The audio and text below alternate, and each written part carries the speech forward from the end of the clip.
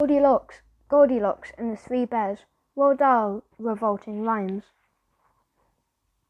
This famed wicked little tale should never have been put on sale. It is a mystery to me, why loving parents cannot see that this is actually a book about a brazen little crook. Had I the chance, I wouldn't fail to clap young Goldilocks in jail.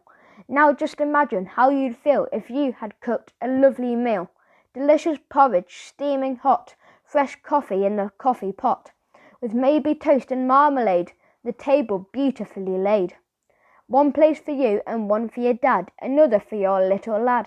Then dad cries, golly gosh, gee whiz, oh cripes, how hot that porridge is.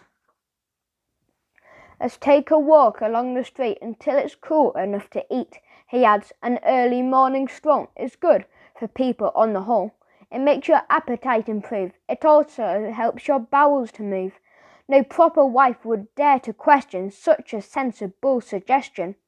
Above not all breakfast time, when men are seldom at their prime. No sooner are you down the road than Goldilocks, that little toad, that nosy thieving little louse, comes sneaking in your empty house.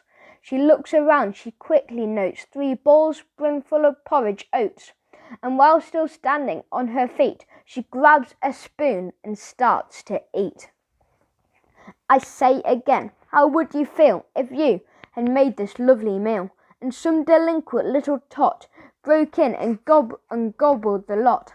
But wait, that's not the worst of it. Now comes the most distressing bit. You are, of course, a house-proud wife, and all your happy married life you have collected lovely things, like gilded cherubs wearing wings, and furniture by Chip and Dale, bought at some famous auction sale. But your most special valued treasure, that piece that gives you endless pleasure, is one small children's dining chair, Elizabethan, very rare. It is in fact your joy and pride, passed down to you on your grandma's side. But Goldilocks, like many freaks, does not appreciate antiques. She doesn't care, she doesn't mind, and now she plonks her fat behind upon this dainty precious chair, and crunch, it busts beyond repair. A nice girl would at once exclaim, oh dear, oh heavens, what a shame! Not Goldie, she begins to swear. She bellows, what a lousy chair! And uses one disgusting word that luckily you've never heard. I dare not write it, even hint it. Nobody would ever print it. You'd think by now this little skunk would have the sense to do a bunk. But no, I have much regret. She hasn't nearly finished yet. Deciding she would like the rest, she says, let's see which bed is best. Upstairs she goes and tries all 3. Here comes the next catastrophe.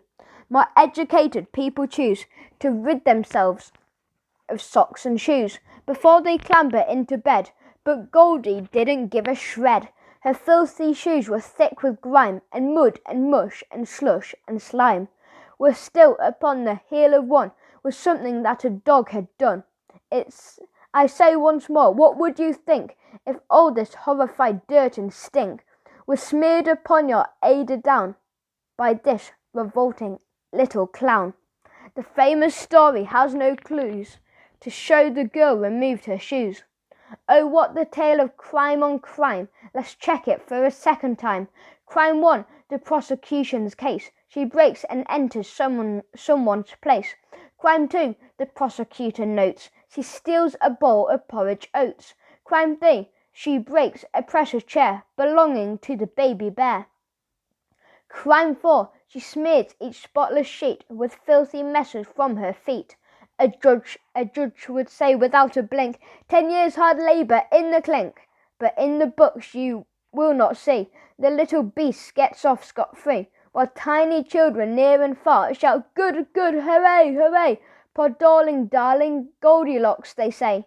Thank goodness that she got away. Myself, I think I'd rather send young Goldilocks to a sticky end. Oh, Daddy, cried the baby bear, my porridge is gone, it isn't fair. Then go upstairs, the big bear said, your porridge is upon the bed. But as it's inside, Mademoiselle, you'll have to eat her up as well. That's the end of the short story.